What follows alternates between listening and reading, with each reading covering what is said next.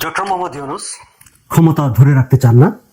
তিনি নির্বাচিত সরকারের হাতে ক্ষমতা হস্তান্তর করে চলে যেতে চান। কিন্তু নির্বাচনের কথা উঠলেই তিনি নানা রকম প্যাচগোজ, নানা রকম শর্ত সামনে নিয়ে আসেন। সেটি কেন করেন? আচ্ছা, ডক্টর মোহাম্মদ ইউনূস ক্ষমতা ধরে রাখতে চান না, কিন্তু তিনি কি চান? তার কি কোনো কিছু আকাঙ্ক্ষা আছে? আছে। তার সেই আকাঙ্ক্ষার কথা তিনি সম্প্রতি প্রকাশ করেছেন দ্য গার্ডিয়ান পত্রিকার সঙ্গে এক সাক্ষাৎকারে। একই সঙ্গে তিনি তার কিছু ক্ষোভের কথা বলেছেন, তার কিছু খেদের কথা বলেছেন, কিংবা বলা যায় উপলব্ধির কথা বলেছেন। তার উপলব্ধি কি? তিনি বলছেন, একটা সময় ছিল যখন আওয়ামী লীগ এবং আওয়ামী লীগের নেতারা তার সমালোচনা করত। এখন সবাই তার সমালোচনা করে। এই সবাই কারা? দেশের সব মানুষ। এই যে সবাই তার সমালোচনা করে, এটিকে তার কোনো ক্ষোভ, তার কোনো খেদ, নাকি তার উপলব্ধি, তার বুঝতে পারা, তার আন্ডারস্ট্যান্ডিং? দর্শক, আপনাদের কি মনে হয়? এই বিষয় নিয়ে একটু কথাবার্তা বলবো আপনাদের সঙ্গে। আপনারা নিশ্চয়ই জানেন যে ডক্টর ইউনূস ইতিমধ্যে মাত্র কিছুদিন আগে যুক্তরাজ্য সফর করে এসেছেন। তার এই সফরটি নানা রকম আলোচনা, সমালোচনা, বিতর্কের জন্ম দিয়েছে। ডক্টর ইউনূসকে প্রশ্নবিদ্ধ করেছে। সেটি অন্য প্রসঙ্গ, সেই আলোচনায় যেতে চাই না। এই সফরের সময় তিনি বেশ কতগুলো সাক্ষাৎকার দিয়েছেন নানা রকম আন্তর্জাতিক গণমাধ্যমকে। তার অন্যতম একটি হচ্ছে দ্য গার্ডিয়ান। দ্য গার্ডিয়ানের সঙ্গে সাক্ষাৎকারে তিনি আসলে তার এই উপলব্ধির কথা বলে কিংবা খ্যাতের কথা বলে সেটি বলেছেন যে এখন দেশের সব মানুষ তার সমালোচনা করে। কেন সমালোচনা করে সেই কথাটিও বলেছেন। তার আগে গার্ডিয়ান থেকে একটু তার যে আকাঙ্ক্ষা, তার যে স্বপ্ন, তিনি আসলে যে কি চান, সেই কথাগুলো যে গার্ডিয়ানে প্রকাশিত হয়েছে, সেই কথাগুলো একটু আপনাদের সঙ্গে শেয়ার করে নেই। দ্য গার্ডিয়ান লিখেছে, রাষ্ট্র কিভাবে কাজ করে এবং নাগরিকদের সেবা দেয় তা বদলে ফেলতে চান ডক্টর ইউনূস। অর্থাৎ যে একটা স্টেট, একটা রাষ্ট্র বা গভর্নমেন্ট যেভাবে ফাংশন করে বর্তমানে, সেই ফাংশন করার প্রক্রিয়াটা তিনি চেঞ্জ করে ফেলতে চান। এবং রাষ্ট্র নানা ক্ষেত্রে, স্বাস্থ্য খাতে, মানে অন্যান্য খাতে যে সহযোগিতা দেয়, মানে নাগরিক সেবা দেয়, সেই সেবা দেওয়ার প্রক্রিয়াটা তিনি বদলে ফেলতে চান। বদলে ফেলে তিনি কি করতে চান?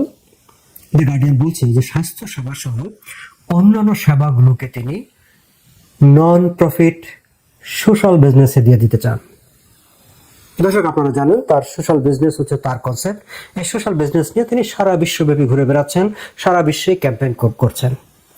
তার যে কনসেপ্ট অলাভজনক সোশ্যাল বিজনেস, মানে তার যে এনজিও প্রজেক্ট, সেই এনজিও প্রজেক্টের হাতে ছেড়ে দিতে চান তিনি দেশের মানে সরকার পরিচালনা পদ্ধতিটা, পাশাপাশি স্বাস্থ্য সেবা সহ রাষ্ট্রের যে অন্যান্য সেবা নাগরিকদের দেওয়া হয় সেগুলো।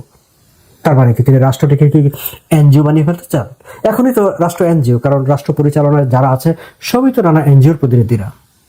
এমনকি তার গ্রামীণ ব্যাংকের মানে অধিকাংশ, মানে তার গুরুত্বপূর্ণ কর্মকর্তাদের কিংবা তার গুরুত্বপূর্ণ যারা তার কাজের সঙ্গে সংশ্লিষ্ট, প্রায় সবাই গ্রামীণ থেকে এসেছেন, কিংবা তার ব্যক্তিগত সম্পর্কে এসেছেন, কিংবা অন্য কোনো এনজিও থেকে এসেছেন।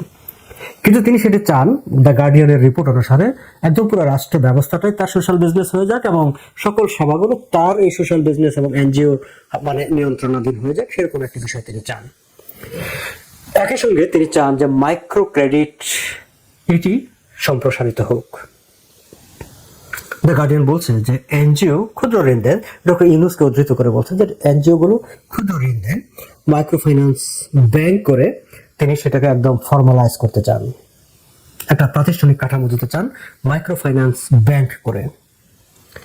এবং একই সঙ্গে তিনি যারা শিল্প উদ্যোক্তা, ব্যবসায়ী, যারা ইনভেস্টমেন্ট করতে চান, বিনিয়োগ করতে চান, তিনি তাদেরকে উৎসাহিত করতে চান তারা যেন মেইন স্ট্রিম ব্যাংক, মানে দেশে যেসব ব্যাংকিং ব্যবস্থা আছে সেই ব্যাংকগুলোতে তহবিলের জন্য না গিয়ে এই যে তার মাইক্রো ক্রেডিট কিংবা তার যে সোশ্যাল বিজনেস বা তার যেসব কনসেপ্টগুলো আছে সেই সব জায়গায় যেন যায়। কি বুঝলেন দর্শক?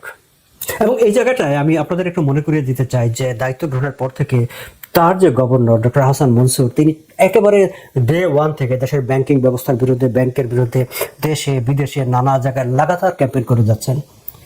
এবং মানে একজন গভর্নর ব্যাংকের হেলথ নিয়ে, তার স্ট্রেংথ নিয়ে, অবস্থা নিয়ে কতটুকু কথা বলবেন বা বলতে পারেন বা পারেন না, তার তো একটা লিমিটেশন আছে। কিন্তু দেখা যাচ্ছে যে তিনি একেবারে ব্যাংকিং সেক্টরের বিরুদ্ধে এক ধরনের একটা ক্যাম্পেইনে নেমেছেন। এবং সব ক্ষেত্রেই ছিল যে বিগত সরকার, আওয়ামী লীগ সরকারের সহায়ক কারা ছিল বা কারা, এইসব বিষয়। এবং আমরা দেখেছি যে তিনি অনেকগুলো ব্যাংকের বোর্ড ভেঙে দিয়েছেন, আবার অনেক ব্যাংকের বোর্ড ভাঙেননি, এদেরও অনেকে আবার আওয়ামী লীগের সঙ্গে সংশ্লিষ্ট ছিল, এবং এই বোর্ড ভাঙ্গা না ভাঙ্গা নিয়ে গভর্নরকে জোরে নানা রকম গুঞ্জন আমরা শুনতে পাই নানা জায়গায়। যাই হোক, সেটা অন্য প্রসঙ্গ। কিন্তু এই যে ব্যাংকিং ব্যবস্থার বিরুদ্ধে একটি ক্যাম্পেইন, এবং দ্য গার্ডিয়ান পত্রিকায় ডক্টর ইউনূসের এই যে মাইক্রো ক্রেডিট মডেলটাকে এক্সপান্ড করতে চাওয়া এবং মাইক্রো ফাইন্যান্স ব্যাংক প্রতিষ্ঠা করে মেইন স্ট্রিম ব্যাংকগুলো থেকে দৃষ্টি অন্যদিকে সরিয়ে নিতে চাওয়ার আকাঙ্ক্ষা, এর সঙ্গে কোনো যোগসূত্র আছে কিনা সেটি আমার মনে হয় যে আপনারা ব্যাখ্যা বিশ্লেষণ করে দেখতে পারেন। যে কথা বলছিলাম যে ডক্টর ইউনূসের যে খেদের কথা, সেই জায়গাটায় আবার আসি, যে তিনি বলছেন যে এখন সবাই তার সমালোচনা করে। কেন সমালোচনা করে সেটা তিনি বলছেন যে এই যে মাইক্রো ক্রেডিট তিনি যেটিকে এক্সপান্ড করতে চান, সেটি আবার তিনি এই যে প্রাতিষ্ঠানিক যে মেইনস্ট্রিম ব্যাংকিং ব্যবস্থার বাইরে যে মাইক্রো ফাইন্যান্স ব্যাংক এবং ব্যাংকিং ব্যবস্থা তিনি প্রতিষ্ঠিত করতে চান সরকার কাঠামোতে এবং পুরো রাষ্ট্র ব্যবস্থায়, সেটি আবার তিনি নিজেও স্বীকার করছেন যে সেটা অনেক দুর্নাম কামিয়েছে। এবং তিনি স্বীকার করছেন যে কতিপয় ল্যান্ডার উচ্চ হারে উচ্চ সুদ আদায় করছে, মানে যা তারা যে মাইক্রো ফাইন্যান্স বা ক্ষুদ্র ঋণ দিয়েছে নাগরিকদের বা গ্রহীতাদেরকে, তার বিনিময়ে তারা খুব হাই ইন্টারেস্ট রেট আদায় করেছে, সেটা তিনি নিজেই স্বীকার করছেন এবং সেটি করে দুর্নাম কামিয়েছেন। কিন্তু ডক্টর ইউনূস আবার দাবি করছেন যে এই মাইক্রো ফাইন্যান্স কিংবা এই মাইক্রো ক্রেডিট এটি সারা বিশ্বের বিভিন্ন দেশে এটি এক্সপোর্ট হয়েছে, সারা বিশ্বের বিভিন্ন দেশে গিয়েছে এবং তারা এটিকে অ্যাকসেপ্ট করেছে। কাজে এটি বাংলাদেশের সরকার কাঠামোতে বা সরকারি ব্যবস্থা বর্তমানে যেটি আছে তার বা প্রাতিষ্ঠানিক ব্যাংকিং ব্যবস্থা আছে সেটি সরিয়ে ফেলে তার এটি দ্বারা রিপ্লেস করে ফেলাটা দোষের কিছু হবে না বা অন্যায় কিছু হবে না। ডক্টর ইউনূস নিজেই বলছেন যে মানুষ মনে করে এই যে মাইক্রো ক্রেডিট বা মাইক্রো ফাইন্যান্স এটি হচ্ছে গরিবের পকেট থেকে টাকা শুষে নেওয়ার একটি প্রক্রিয়া। কিন্তু তিনি আবার বলছেন যে না, এটা ঠিক না, মানুষ যেটা মনে করে এই মনে হওয়াটা ঠিক না। কেন ঠিক না তার পক্ষে কিন্তু তিনি আর কোনো যুক্তি দেননি। তিনি শুধু একবার বলেছেন যে কিছু লোক হাই ইন্টারেস্ট নিয়েছে, কিছু কিছু ল্যান্ডার সেই কারণে এটির বদনাম হয়েছে। কিন্তু এই যে মানুষের মনে যে একটা ধারণা তৈরি হয়েছে, যারা এই ঋণ নিয়েছে এবং নেওয়ার ফলে তাদের অভিজ্ঞতার ভিত্তিতে তাদের যেটি মনে হয়েছে যে এটি গরিবের পকেট থেকে শুষে টাকা নিয়ে যায় এই মাইক্রো ক্রেডিট কিংবা ডক্টর ইউনূসের এই মাইক্রো ফাইন্যান্স, সেটিকে তিনি বলছেন এটি ঠিক না। কিন্তু কেন ঠিক না তার কোনো তিনি ব্যাখ্যা দেননি। তিনি বলছেন যে এই যে মাইক্রো ক্রেডিট এতে কোনো রং নাই, কিন্তু রংটা কোথায়, ভুলটা কোথায়, সমস্যাটা কোথায় সেটা তিনি বলেননি। তবে তিনি দ্য গার্ডিয়ান লিখছে যে ডক্টর ইউনূস হচ্ছে যে মেইন স্ট্রিম যে ব্যাংকিং ব্যবস্থা, দেশের যে প্রচলিত ব্যাংকিং ব্যবস্থা, তার তিনি কঠোর সমালোচক। দর্শক, আমি আলোচনাটা আজকে এইখানেই শেষ করব, কিন্তু দ্য গার্ডিয়ান পত্রিকায় তিনি আরো অনেকগুলো কথাবার্তা বলেছেন এবং সেই সব কথাবার্তা যে গভর্নমেন্ট পুরো মেশিনারিজ, আপনারা নিশ্চয়ই যে চাথাম হাউসে তিনি যে ইন্টারভিউটা দিয়েছিলেন সেখানে পাসপোর্টের দুর্নীতি নিয়ে কথাবার্তা বলেছিলেন, এবং দ্য গার্ডিয়ানের ইন্টারভিউতে সেখানেও তিনি পুরো রাষ্ট্র ব্যবস্থা মানে গভর্নমেন্ট মেশিনারি যা কিছু আছে সবই একেবারে দুর্নীতিগ্রস্ত, সবাই হা করে বসে আছে যে মানুষ গেলে তাকে গিলে ফেলবে, তার পকেট থেকে টাকা টেনে নিয়ে নিবে। তিনি ইন্টারভিউতে এইসব কথাবার্তা বলছেন। এখন একটি দেশের সরকার প্রধান যখন ইন্টারন্যাশনাল মিডিয়াতে একটি পুরো রাষ্ট্র ব্যবস্থা সম্পর্কে, সরকার ব্যবস্থা সম্পর্কে মানে এত নেগেটিভ কথা বলতে থাকে, করাপশনের কথা বলতে থাকে, তখন বাইরের মানুষের কাছে রাষ্ট্রটি সম্পর্কে কি ধারণা হয়? আপনাদের নিশ্চয়ই খেয়াল আছে যে তিনি দায়িত্ব গ্রহণের পরে বিভিন্ন ইন্টারন্যাশনাল ফোরামে বাংলাদেশের বিনিয়োগ মানে আর্থিক অবস্থা, আর্থিক শক্তি, কাঠামো এগুলোকে নিয়ে একেবারে নেগেটিভ কথাবার্তা বলছিলেন এবং দেশের যে আসলে কিছুই নাই, অর্থনীতি বলতে কিছু নাই, এমন কথাবার্তা বলে আসছেন।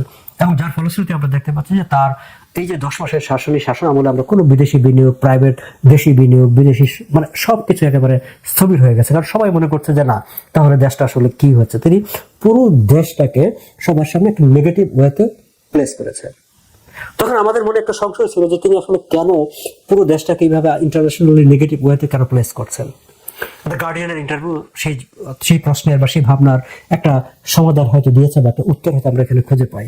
সেই উত্তরটি হচ্ছে তিনি রাষ্ট্র কিভাবে কাজ করে সেটিকে বদলে ফেলতে চান, নাগরিকের সেবা দেওয়ার পদ্ধতিটিকে বদলে ফেলতে চান, দিয়ে সেটিকে তিনি তার সোশ্যাল বিজনেস, তার মাইক্রো ক্রেডিট, মাইক্রো ফাইন্যান্স, তার এনজিওতে রূপান্তরিত করতে চান। দর্শক, এখন আপনারাই বলুন, তার এই স্বপ্ন, তার আকাঙ্ক্ষা বাস্তবায়িত হতে দেওয়া উচিত নাকি এটি নিয়ে আমাদের কথা বলা দরকার?